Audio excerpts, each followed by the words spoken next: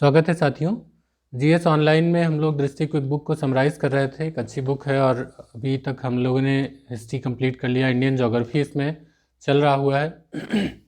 तो जो इसमें वर्ल्ड ज्योग्राफी था उसका भी मैंने एक चैप्टर अलग प्लेलिस्ट बना दी थी। तो आज हम लोग उसी में अगला चैप्टर ब्रह्मांड एवं सौरमंडल पढ़ेंगे। तो इंडियन ज्योग्राफी भी साथ लेके चलेंगे और वर्ल्ड ज्योग्राफी भी, जिससे कि दोनों आसानी से ख़त्म हो जाए। आज का जो टॉपिक है बहुत इम्पॉर्टेंट है और चूँकि थोड़ा फैक्चुअल है तो हम लोग इसको कई पार्ट में लेके पढ़ेंगे छोटा छोटा, ताकि फैक्ट्स जो होते हैं वो अच्छे से आपको रिवाइज हो पाए। तो इसमें हम लोग जो यूनिवर्स का ओरिजिन है उसको पढ़ेंगे और जो डेवलपमेंट ऑफ स्टार है, ओरिजिन ऑफ स्टार इवोल्यूशन, उसको पढ़ेंगे। थोड़ा सा जानेंगे जो यूनिवर्स में चीज़ें हैं उनके बारे में। फिर उसके बाद सोलर सिस्टम को और सन को देखेंगे। तो आज हम लोग इस लेक्चर में इतना कवर करेंगे। उसके बाद जो प्लैनेट वाला पार्ट है उसको अगले लेक्चर में लेके आएंगे। तो वीडियो थोड़ा सा आपके लिए बहुत इंपॉर्टेंट है, इसको आप देखिएगा। शुरुआत करते हैं। जिस पर हम रहते हैं वो पृथ्वी है। पृथ्वी किस में है? सौरमंडल में है। और सौरमंडल किस में है? आकाशगंगा में। और जब लाखों आकाशगंगाएं मिलती हैं तो ब्रह्मांड कहलाता है। तो जो अवधारणाएं हैं, शुरुआत से कैसे जाना जाता था हमारे ब्रह्मांड को, मतलब पृथ्वी किस जगह पर थी, सूर्य कैसे था, तो इसको लेके पहले एक धारणा मानी जाती थी कि पृथ्वी बीच में है, चारों तरफ सारे ग्रह चक्कर काट रहे हैं, सूर्य वगैरह पूरब से निकल रहा है, पश्चिम में जा रहा है, चक्कर काट रहा है। तो ये टालेमी की जियोसेंट्रिक अवधारणा थी। इनके अनुसार क्या था? जियोसेंट्रिक मतलब जियो हो गया आपका पृथ्वी और सेंट्रिक मतलब हो गया सेंटर में, तो पृथ्वी सेंटर में है। इनका कहना था कि पृथ्वी ब्रह्मांड के केंद्र में है, सूर्य एवं अन्य ग्रह की परिक्रमा करते हैं। गलत थी, लेकिन शुरुआत में भाई किसको कौन सी नॉलेज थी। बाद में अगला दूसरा नाम आएगा, आपको मिलेगा इंपॉर्टेंट, कॉपरनिकस का। कॉपरनिकस कहलाते हैं आधुनिक खगोल शास्त्र के जनक। क्यों? क्योंकि इन्होंने इस अवधारणा का खंडन किया और दिया हेलियोसेंट्रिक अवधारणा। हेलियोसेंट्रिक का मतलब हेलियो सूर्य से संबंधित है, सेंट्रिक सेंटर में। तो इन्होंने बताया कि सूर्य जो है वो केंद्र में है। तो इसके अनुसार ब्रह्मांड के केंद्र में सूर्य है और पृथ्वी एवं अन्य ग्रह इसकी परिक्रमा करते हैं। तो बाद में ये थोड़ा और भी क्लियर हो गया जब कैप्लर के ग्रही गति नियम आए, ग्रहों के नियम 16वीं शताब्दी में, तो थोड़ा और ये क्लियर हो गया। इसके बाद हर्शेल ने 1805 में थोड़ा सा इसके बारे में और जानकारी दी कि पृथ्वी, सूर्य और ग्रह जो है आकाशगंगा का एक अंश मात्र है, काफ़ी बड़ा है। एडविन हबल जब आते हैं तो 1920 में उन्होंने ब्रह्मांड का विस्तार बताया कि अभी भी जारी है, और उसको उन्होंने आकाशगंगाओं के बीच बढ़ रही दूरी के आधार पर सिद्ध भी किया। ओरिजिन ऑफ यूनिवर्स कैसे हुई, इसको लेके जो है कॉन्सेप्ट आते हैं। मेनली दो कॉन्सेप्ट यहाँ पर डिस्कस किया गया है। एक है आपका बिग बैंग थियरी है और दूसरी है स्टेडी स्टेट थियरी। ये जो बिग बैंग थियरी है वो दरअसल सर्वाधिक प्रचलित और मान्य है। इसको नाम दिया जाता है विस्तारित ब्रह्मांड परिकल्पना भी। इसके प्रतिपादक थे जॉर्ज लेमेत्रे और बाद में इसको रॉबर्ट वेगनर ने सिद्धांत की व्याख्या प्रस्तुत की। नाम याद रखेंगे, रॉबर्ट वेगनर, ठीक है। वेगनर के आगे और कुछ मत लगाइएगा। अभी आगे भी आपको वेगनर मिलेंगे। विस्तारित ब्रह्मांड की परिकल्पना जो है, यानी कि बिग बैंग सिद्धांत की पुष्टि जो है वो डॉपलर प्रभाव से भी की जा चुकी है। और इस सिद्धांत के अनुसार कुछ बातें बताई गई हैं कि ब्रह्मांड लगभग 13.7 अरब वर्ष पूर्व भारी पदार्थों से निर्मित एक गोलाकार सूक्ष्म पिंड था, जिसका आयतन अत्यधिक सूक्ष्म और ताप व घनत्व अनंत था। बिग बैंग की प्रक्रिया में इसके अंदर महाविस्फोट हुआ, ब्रह्मांड की उत्पत्ति हुई।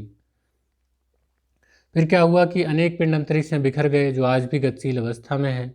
समय स्थान वस्तु की व्युत्पत्ति होती है। फिर बाद में हाइड्रोजन हीलियम के बादल संकुचित होकर तारों और आकाशगंगाओं का निर्माण करने लगे। और लगभग आज से 4.5 अरब वर्ष पूर्व जो है, यानी कि बिग बैंग घटना के पश्चात लगभग आज से 4.5 अरब वर्ष पूर्व जो है सौरमंडल का विकास हुआ और जिससे ग्रह और उपग्रह बने। तो ये तरह बिग बैंग थियरी। इसके बाद आती है कि स्टेडी स्टेट थियरी। ये एक नवीन परिकल्पना थी, ये होयल ने दी थी।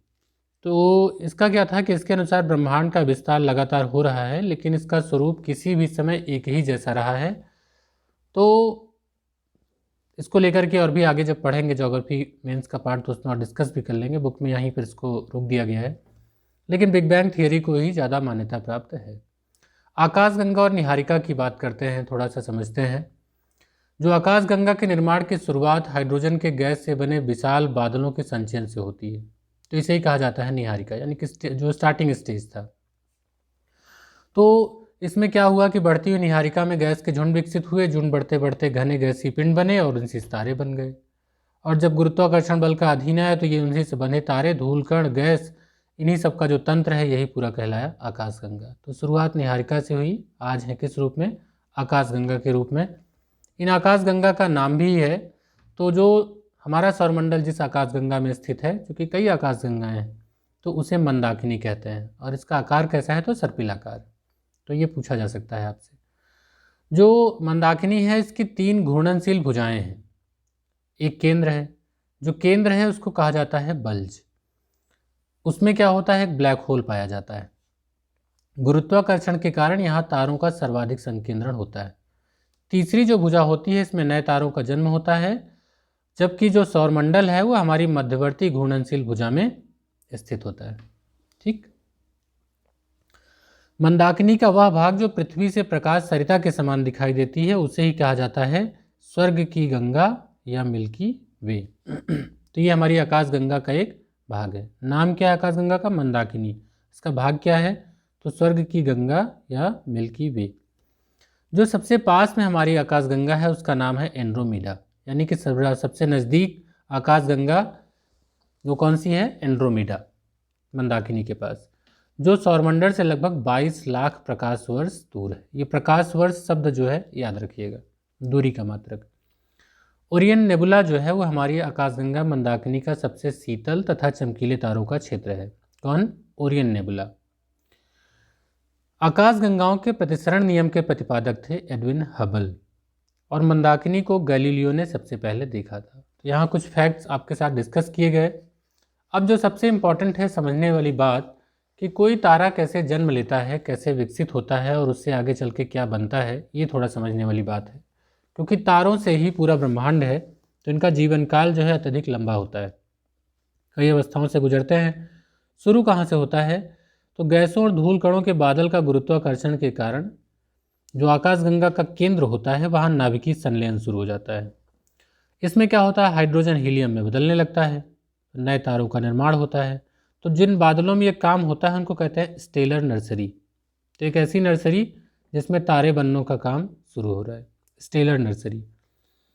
आकाशगंगा में हाइड्रोजन का बादल बहुत बड़ा होता है, तो गुरुत्वाकर्षण के प्रभाव से गैसीय पिंड सिकुड़ने लगता है, जो तारे के जन्म का प्रारंभिक स्वरूप होता है। इसी को कहा जाता है प्रोटोस्टार। तो क्या होगा? जब तारे का जन्म होगा, प्रारंभिक स्वरूप आएगा, तो उसको क्या कहेंगे? आदि तारा या प्रोटोस्टार। अब क्या होगा कि आदि तारा जब सिकुड़ेगा, गैसों के बादलों में परमाणुओं की टक्कर की संख्या बढ़ने से हाइड्रोजन के हीलियम में बदलने की प्रक्रिया प्रारंभ हो जाती है। तो ऐसी अवस्था में आदि तारा क्या बन जाता है? पूर्ण तारा। अब प्रकाशवान प्रकाश उत्पन्न करने वाला खगोलीय पिंड होता है, अपने द्रव्यमान के अनुरूप छोटा बड़ा हो सकता है तारा। इसके केंद्र में चलने वाली निरंतर नाभिकीय संलयन की अपक्रिया के फलस्वरूप कुछ समय पश्चात उसके क्रोड में हीलियम की प्रधानता हो जाती है। तो जब पूरा हाइड्रोजन हीलियम में कन्वर्ट हो जाएगा तो नाभिकीय संलयन की अभिक्रिया क्या होगी? रुक जाएगी। और रुक जाएगी तो क्या होगा? क्रोड में दबाव कम हो जाता है और तारा सिकुड़ने लगता है। तारा सिकुड़ने को लेके उसके बाद सारा खेल शुरू होता है, आगे बताते हैं अभी। लेकिन थोड़ा समझ लेते हैं तारों का रंग, तापमान एवं उम्र। ये थोड़ा सा एक इन्फो बॉक्स है, इसका स्क्रीनशॉट भी ले सकते हैं। तारों के रंग से उसका तापमान जो है वो ज्ञात किया जा सकता है। अगर नीला व सफ़ेद रंग का है तो वो तारा जो है युवा या आद्य तारा है। अगर नारंगी रंग का तारा है तो वो तारा प्रौढ़ है, और अगर लाल रंग का तारा है तो वो वृद्ध तारा है। विस्फोट के बाद तारे की मृत्यु हो जाती है लास्ट में, और वह ब्लैक होल बन जाता है। तो हम लोग चर्चा कर रहे थे कि जब नाभिकीय संलयन की अभिक्रिया रुक जाएगा तो क्रोड में दबाव कम हो जाता है और तारा क्या होता है? सिकुड़ने लगता है। जब सिकुड़ने लगता है तो इसी समय सारे खेल शुरू होते हैं। अब डिपेंड करता है कि उसका द्रव्यमान कैसा है। तो थोड़ा यहाँ समझते हैं कि क्या होगा कि हाइड्रोजन का हीलियम में परिवर्तन होने से ऊर्जा विकिरण की तीव्रता जो है वो घट जाती है, और इसका रंग कैसा हो जाएगा? लाल, बूढ़ा तारा हो जाएगा ना। तो अवस्था कैसा हो जाएगा? उसको कहेंगे लाल दानव तारा, रेड जाइंट स्टार। लास्ट में कौन सा हुआ? वो लाल दानव हो गया, रेड जाइंट। इस प्रक्रिया में हीलियम कार्बन में, कार्बन भारी पदार्थ में जैसे लोहा में परिवर्तित होने लगता है। ठीक है। अब उस जो लाल रेड जाइंट है उसका होगा क्या? अगर उस तारे का द्रव्यमान सूर्य के द्रव्यमान से कम या बराबर हो, यानी कि चंद्रशेखर सीमा है। अभी बताते हैं चंद्रशेखर सीमा क्या है। अगर किसी तारे का द्रव्यमान जो है, जो ये बन रहा था, अगर उसका द्रव्यमान जो है मास, अगर वो सूर्य के बराबर या कम हो उससे, तो क्या होगा? वो आगे चल करके अपने अगले स्टेज में बनेगा व्हाइट डॉर्फ और बाद में ब्लैक डॉर्फ। कब? जब सूर्य से कम होगा या सूर्य के बराबर होगा क्या द्रव्यमान, ये बात याद रखिएगा। लेकिन यदि सूर्य के द्रव्यमान से अगर अधिक हो वो तारा, तो क्या बनेगा? तब व्हाइट ड्वार्फ और ब्लैक ड्वार्फ नहीं बनेगा। तब क्या होगा? क्योंकि वो बड़ा है ना, तो उस तारे की मध्यवर्ती परत जो है गुरुत्वाकर्षण के कारण तारे के केंद्र में ध्वस्त हो जाएगी। तो इससे निकली ऊर्जा तारे की ऊपरी परत को नष्ट कर देगी और भयानक विस्फोट होगा, जिसे को कहा जाता है सुपरनोवा एक्सप्लोजन। सुपरनोवा विस्फोट तो क्या बन जाएगा? सुपरनोवा बन जाएगा। और जब सुपरनोवा पर विस्फोट होगा तो विस्फोट होने के बाद क्या बन जाएगा? वो बन जाएगा न्यूट्रॉन स्टार, और इसके बाद वो ब्लैक होल में कन्वर्ट हो जाएगा। तो 2 स्टेज में चलता है इन तारों को। देखिएगा कि वो बनने की प्रक्रिया तो सेम है, लेकिन जब बाद में वो रेड जाइंट बनता है तो देखने वाली बात यह है कि उसका मास कैसा है, सूर्य के बराबर है या सूर्य के छोटा है। तो वो क्या बनेगा? व्हाइट डॉर्फ या ब्लैक डॉर्फ। यानी कि हमारा सूर्य क्या बनेगा आगे चल के? व्हाइट डॉर्फ या ब्लैक डॉर्फ। लास्ट में जो उससे बड़ा होंगे वो क्या बनेंगे? उनमें एक विस्फोट होगा, सुपरनोवा एक्सप्लोजन होगा। उसके बाद में बनेगा न्यूट्रॉन स्टार, और बाद में वो ब्लैक होल में कन्वर्ट हो जाएगा। एक अभी हमने टर्म यूज़ किया था चंद्रशेखर सीमा। क्या है ये चंद्रशेखर सीमा? बड़ा इंपॉर्टेंट है और भारत को गौरवान्वित करने के लिए है। देखिए इसकी महत्वपूर्ण बात है।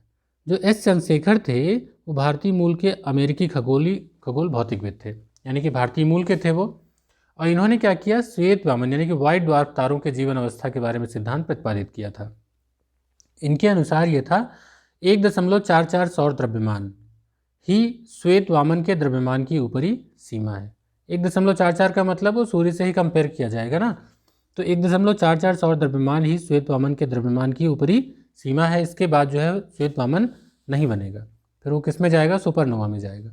तो इसी को कहते हैं चंद्रशेखर सीमा, क्योंकि इन्होंने इसको खोजा था, इसलिए इसका नाम क्या होगा? चंद्रशेखर सीमा 1.44 सौर द्रव्यमान। तो इसी काम के लिए जो चंद्रशेखर सीमा थी, इस पर इनको नाभिकीय खगोल भौतिकी में इनको नोबेल पुरस्कार मिला था 1983 में। किसके साथ मिला था? W.A. फाउलर के साथ में, यानी कि एस चंद्रशेखर और W.A. फाउलर दोनों लोगों को संयुक्त रूप से 1983 में नाभिकीय खगोल भौतिकी में नोबेल पुरस्कार मिला था। तो चंद्रशेखर सीमा समझ में आ गई। मुझे लगता है कि बातें आपको समझ में आ रही होंगी।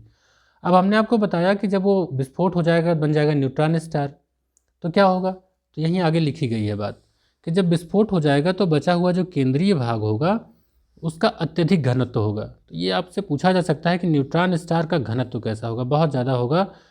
तो इससे क्या होगा? न्यूट्रॉन तारों का निर्माण होगा। अधिक गति से चक्कर लगाने वाले न्यूट्रॉनों से बने तारों को न्यूट्रॉन तारा कहते हैं। न्यूट्रॉन तारे के सभी अंश न्यूट्रॉन के रूप में संगठित रहते हैं।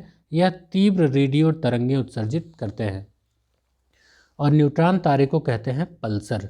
तो पल्सर भी कहा जाता है क्योंकि तीव्र रेडियो तरंगें उत्सर्जित करते हैं, तो पल्सर नाम जो है इसको दिया जाता है जब वो तीव्र रेडियो तरंगें उत्सर्जित करने लगते हैं।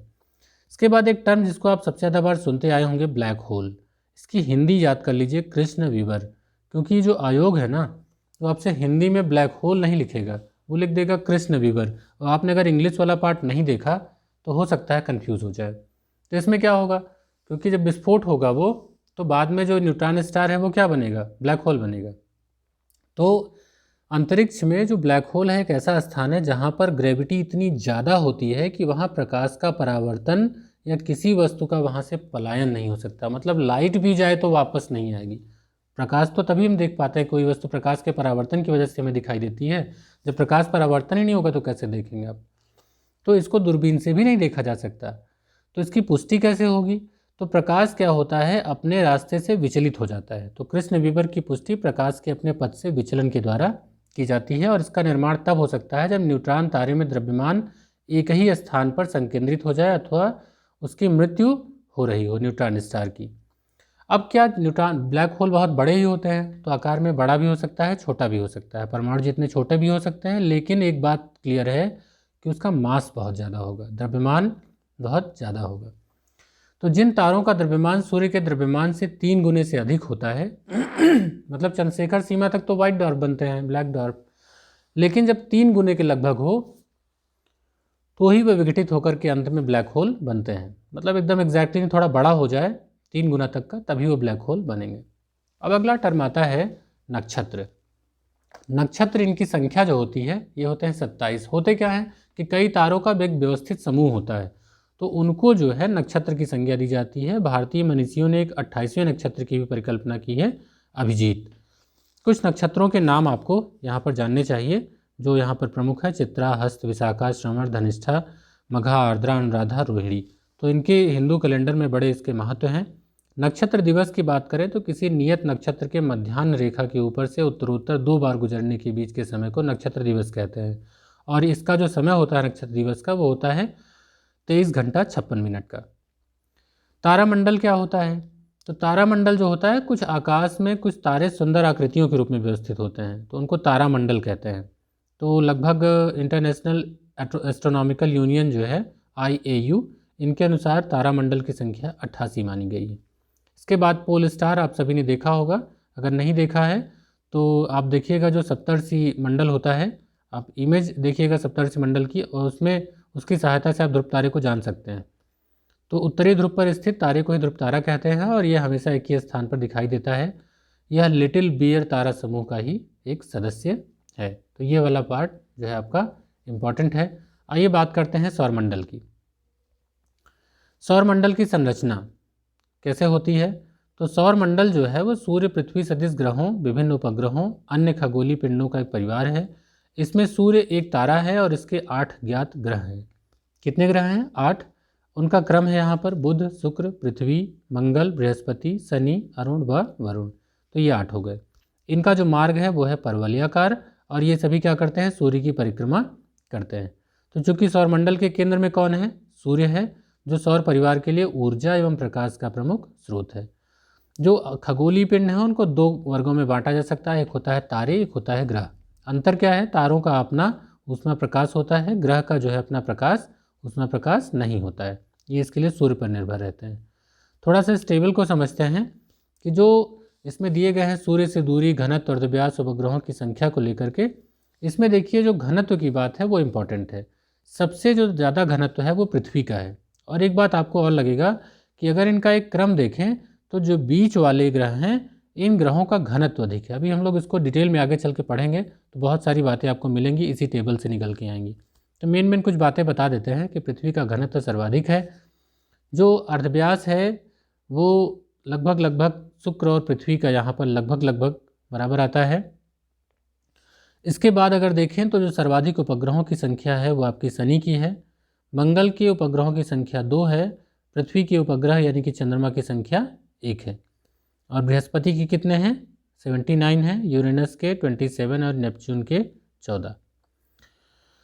जो एक ये दूरी दी गई है सूर्य से दूरी, तो ये खगोलीय इकाई में दी गई है, एस्ट्रोनॉमिकल यूनिट है। तो इसमें क्या है? पृथ्वी की मध्यमान दूरी जो है लगभग 14,95,98,000 किलोमीटर होती है। तो इसको एक इकाई मान लिया गया है। उसी आधार पर इसको माना गया कि कौन ज़्यादा दूर है, कौन ज़्यादा नज़दीक। तो ये आपका सौरमंडल रहा जिसमें एक आपका दिया भी है और एक क्रम से दिया गया है कि आप देख सकते हैं सूर्य के सबसे पास में कौन सा है। तो इसको अगर मैं बड़ा कर दूं तो थोड़ा आप अच्छे से समझ पाएंगे इस फिगर को। तो इसमें जो सबसे सूर्य के पास में है वो है बुध, उसके बाद है शुक्र, उसके बाद देखिए आपका ये पृथ्वी है और इसका चंद्रमा यहाँ पर घूम रहा है, तो पृथ्वी है। अब देखिए सूर्य उसके मुकाबले कितना बड़ा आपको दिख रहा होगा। उसके बाद मंगल है, उसके बाद बृहस्पति है। यहाँ पर एस्टेरॉइड पाए जाते हैं मंगल और बृहस्पति के बीच में। उसके बाद बृहस्पति के बाद आएगा आपका शनि, शनि के बाद आएगा यूरेनस, यूरेनस के बाद आएगा आपका नेपच्यून। उसके बाद जो प्लूटो है ना, ये अब इसको बौने ग्रह की श्रेणी में रखा जाता है। अब ये ग्रह नहीं रहा। तो अभी इसको लेकर के भी थोड़ी सी चर्चा कर लेते हैं ताकि आपको इसमें भी दिक्कत ना हो। ठीक है, थोड़ी सी माप इकाइयों पे चर्चा करेंगे। माप इकाइयाँ जो हैं वो दरअसल प्रकाश वर्ष, पारसिक, कॉस्मिक ईयर और एस्ट्रोनॉमिकल यूनिट, ये इम्पोर्टेंट है। तो इनको थोड़ा सा समझते हैं क्योंकि यहाँ से क्वेश्चन पूछे जाते हैं, और इसका एक स्क्रीनशॉट भी आप लेके रख सकते हैं। तो ये सारी की सारी दूरी की इकाइयाँ हैं, पहली बात तो ये जान लीजिए। ठीक, इसमें क्या है, प्रकाश वर्ष जो लाइट ईयर है, एक वर्ष में प्रकाश द्वारा स्पीड दी गई है 1,86,000 मील प्रति सेकंड के वेग से तय की गई दूरी को प्रकाश वर्ष कहा जाता है। तो कितना होता है, एक प्रकाश वर्ष बराबर 9.461 मल्टीप्लाइड बाई 10⁻12 किलोमीटर। इसको याद कर लीजिएगा, एक प्रकाश वर्ष की ये दूरी है किलोमीटर में। पारसेक क्या है, तो ये दूरी की माप की इकाई है जो लगभग 3.3 प्रकाश वर्ष के बराबर है, यानी कि इसमें भी 3.3 से मल्टीप्लाई कर दीजिए तो सोच सकते हैं कि पारसेक कितनी दूर की इकाई है। और आप समझिए कि जो ब्रह्मांड वर्ष है ये सौरमंडल के अन्य सदस्यों सहित मंदाकिनी आकाशगंगा की एक परिक्रमा लगभग 25 करोड़ वर्ष में पूरी करता है, इसीलिए इस अवधि को क्या कहते हैं, ब्रह्मांड वर्ष यानी कि कॉस्मिक ईयर। खगोलीय इकाई जो है वो सूर्य से पृथ्वी के मध्य की औसत दूरी है, और इसका मान जो है वो यहाँ पर मीटर में दिया गया है, तो इसको आप याद कर सकते हैं 3,3,3,3। तो ये लगभग 3 चौक 12 अंकों का ये है मीटर में। अगर आप इसको याद कर पाएँ तो 149, 597, 870, 700 मोबाइल नंबर की तरह इसको याद कर सकते हैं। वैसे बहुत पूछा नहीं जाएगा ये, ठीक है। तो प्रकाश वर्ष याद रखेंगे, पारसेक याद रखेंगे, कॉस्मिक ईयर क्या है ये याद रखेंगे, और एस्ट्रोनॉमिकल यूनिट है क्या इसको याद रखेंगे। तो सौरमंडल की कुछ बातें हमने देखी। अब आइए जो हमारा आज का टॉपिक है सन, सूर्य, उसको देखते हैं। सूर्य अपने आप में बहुत सारे फैक्ट हैं इसमें, तो सूर्य की जानकारी होना बहुत ज़रूरी है क्योंकि यही एक माध्यम है सौरमंडल को जीवित रखने का। तो पहली बात तो यही आपसे पूछा जा सकता है कि सूर्य कैसा तारा है, एज क्या है। तो अभी इसकी मीडियम एज, मध्यम आयु का मध्यम तारा है, साइज़ भी इसका बहुत बड़ा नहीं है। इसका व्यास लगभग 13.9 लाख किलोमीटर है। जो इसकी आयु है वो है 4.7 अरब वर्ष, और इसका जो द्रव्यमान है, सूर्य के द्रव्यमान का 70.6% जो है वो हाइड्रोजन है और 27.4% हीलियम है। और ये हीलियम से क्या हो रहा है, हाइड्रोजन से क्या हो रहा है, हीलियम में कन्वर्ट हो रहा है, संलयन हो रहा है। जिस दिन ये परसेंटेज उल्टा हो जाएगा तो क्या होगा, धीरे धीरे धीरे सूर्य खत्म हो जाएगा। तो इसका मतलब ब्रह्मांड भी है समाप्त हो जाएगा, ये सौरमंडल चल रहा है। तो सूर्य का प्रकाश पृथ्वी पर लगभग 8 मिनट में पहुंचता है, तो ये टाइम भी आपसे पूछा जाता है। सूर्य अपने अक्ष पर पश्चिम से पूर्व की ओर घूमता है, ये इम्पॉर्टेंट बात है। इसकी घूर्णन अवधि जो है वो भूमध्य रेखा पर अगर देखा जाए तो 25 पृथ्वी दिवस है। अब उसका कोई दिन तो डिसाइडेड है नहीं, इसलिए जो पृथ्वी के दिन के बराबर है उसके बराबर है कि 25 पृथ्वी दिवस के बराबर इसकी घूर्णन अवधि है अपने अक्ष पर। और सूर्य का अपना कोई चंद्रमा नहीं है, मतलब इस ग्रह इसके सारे चक्कर काटते हैं, इसका कोई अपना निजी चंद्रमा नहीं है। साथ ही सूर्य पर कोई ऐसा छल्ला भी विद्यमान नहीं कि ऐसे लगे कि कोई ग्रह निकलने वाला है। तो मतलब ग्रहों के निर्माण का जो है कार्य वो पूरा हो चुका है। सूर्य की संरचना को 6 क्षेत्रों में वर्गीकृत किया जाता है, केंद्र, उसके बाद विकिरण क्षेत्र, उसके बाद संवहनी क्षेत्र, प्रकाश मंडल, क्रोमोस्फियर और कोरोना। तो जो इसका तापमान होता है, तो सूर्य के केंद्र का तापमान लगभग 15 मिलियन डिग्री सेल्सियस है, जो नाभिकीय संलयन के अनुकूल है। और केंद्र का तापमान बाह्य परत प्रकाश मंडल से अधिक होता है। जो हमें दिखाई देता है उसको कहते हैं फोटोस्फीयर यानी कि प्रकाश मंडल। इसका टेम्परेचर होता है लगभग 5500 डिग्री सेल्सियस, और इसी में पाए जाते हैं सन स्पॉट्स जिसको कहते हैं सौर कलंक। जो क्रोमोस्फियर होता है तो इसी फोटोस्फियर के ऊपरी परत से शुरू होता है। यहाँ पर क्या होता है कि ऋणात्मक हाइड्रोजन कम हो जाते हैं और जो इनमें गैस प्रवाह उठते हैं उसको कहते हैं स्पिक्यूल। तो कुछ नाम जो मैंने आपको बोले ये इंपॉर्टेंट है, इनको याद रखिएगा, फोटोस्फियर, क्रोमोस्फियर, स्पिक्यूल, थोड़ा सा इनको ज़रूर ध्यान रखेंगे। उसके बाद जो एक होता है सोलर फ्लेयर, सौर ज्वाला। तो क्या होता है, कभी कभी इस मंडल में तीव्र गहनता का प्रकाश उत्पन्न होता है, किसमें, क्रोमोस्फियर में। तो इसमें जो है सोलर फ्लेयर यानी कि सौर ज्वाला उत्पन्न होती है। जो क्रोमोस्फियर और कोरोना है इसके बीच में लगभग 100 किलोमीटर की एक संकीर्ण पट्टी पाई जाती है जहाँ तापमान अचानक से बढ़ता है। और समझिए कि जो प्रकाश मंडल फोटोस्फियर का बाहरी भाग है जो केवल सूर्य ग्रहण के समय आपको दिखाई पड़ता है उजाला उजाला, उसी को कहते हैं किरीट या कोरोना। तो कोरोना नाम भी जो आपका लिया गया है वो वहीं से लिया गया है जो आजकल कहर बरपाए हुए है। तो कोरोना जो है ये आपको उसको किरण निकलती हुई जो दिखती है वही है कोरोना। फोटोस्फीयर, फोटोस्फीयर क्या है तो इसके बारे में भी हम लोग चर्चा कर रहे थे। इसमें 90% हाइड्रोजन है, 9% हीलियम है, 1% बाहरी तत्व होते हैं, ये गैसीय संरचना है। इसका बाह्य प्रकाशित सतह जो है फोटोस्फीयर, ये सूर्य की बाह्य प्रकाशित सतह होती है और यहाँ पर फोटान की अधिकता पाई जाती है। फोटोस्फीयर की सतह जो होती है वो समान मोटाई वाली न होकर के असमान है। इसमें अनगिनत छोटे छोटे प्रकाशित कण होते हैं और इन्हीं को क्वेश्चन पूछा गया है, उनको क्या कहते हैं तो उनको कहते हैं ग्रेन्यूल। तो ग्रेन्यूल क्या है, फोटोस्फीयर की सतह पर अनगिनत छोटे छोटे प्रकाशित कण हैं ग्रेन्यूल। इसके बाद इनसे सारे टर्म्स इंपॉर्टेंट है। फोटोस्फीयर में ठंडे एवं काले धब्बों को कहा जाता है सौर कलंक या सौर धब्बा। जो गर्म एवं प्रकाशित भाग होगा उसको कहेंगे फैकुला, और जो इसका गर्म प्रकाशित भाग होगा इसको कहा जाएगा फैकुला।